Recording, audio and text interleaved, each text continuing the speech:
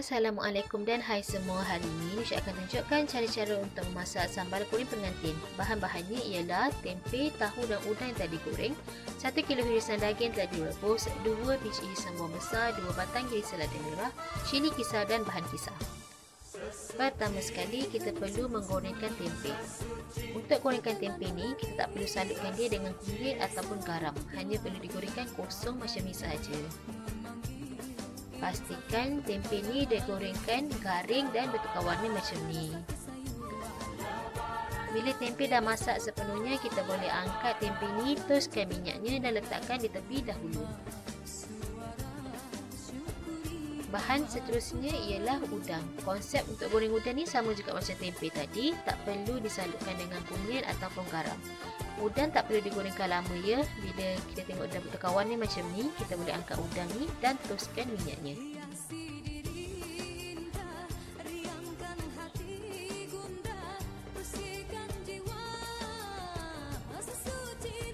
Bahan terakhir yang perlu digorengkan ialah tahu yang telah pun dipotongkan dadu. Untuk goreng tahu ni ambil masa agak lama sikit berbanding kita gorengkan udang dan tempe. Bila kita tengok tahu dah garing macam ni, dah masak, kita boleh angkatkan tahu ni, toskan minyaknya dan letakkan di tepi dahulu. Seterusnya kita perlu tumiskan bahan-bahan kisar. Dalam bahan kisar ni terdapat halia, kunyit, bawang besar, bawang putih dan juga serai. Serai kalau nak dititikkan pun boleh. Tumiskan sehingga wangi dan pecah minyak. Seterusnya kita tambahkan 1 inci lengkuas yang telah pun dititik. Selepas tu masukkan 3 sudu besar lada kisar. Untuk lada kisar ni, kalau sesiapa yang sukakan pedas boleh tambahkan jumlah lada kisar mengikut cita rasa masing-masing. Tumiskan dan gaulkan ke semua bahan ni sehingga sebati, wangi dan pecah minyak.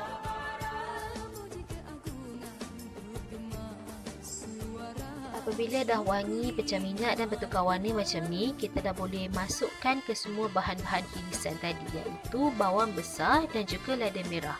Kalau ada lada hijau, kita boleh tambahkan irisan lada hijau. Dan sebenarnya lagi sedap bila irisan bawang besar dan juga irisan lada ni lagi banyak.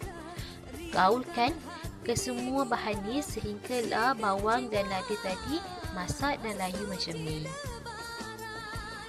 Selepas tu kita tambahkan air rebusan daging. Dalam resipi ni Nusha pakai 2 cawan air rebusan daging.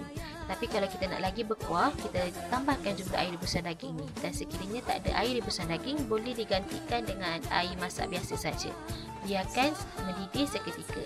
Seterusnya masukkan ke semua bahan-bahan perasa, iaitu 1 buku gula melaka, 4 sudu besar gula pasir, 1,5 sudu garam dan juga 1,5 sudu asam jawa.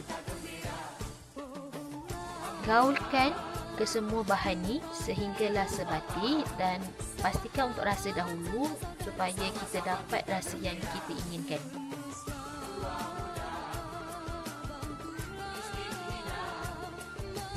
Bila rasa ni dah lengkap, kita masukkan bahan-bahan rebusan dan bahan gorengan yang kita dah siapkan pada awal-awal proses tadi, iaitu irisan daging, tempe, tahu dan juga udang yang telah pun digoreng.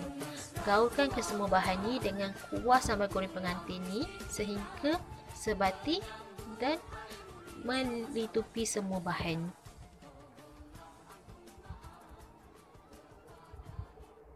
Akhir sekali kita tambahkan setengah kotak santan. Untuk santan ni masukkan sedikit demi sedikit dan kita tengoklah kuahnya, kepekatan macam mana yang kita nak.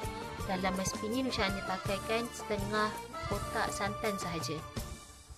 Gaulkan untuk pastikan santan tu meresap ke dalam semua bahan dan biarkan merenyih dalam 10 hingga 15 minit. Dan inilah hasilnya sambal goreng pengantin.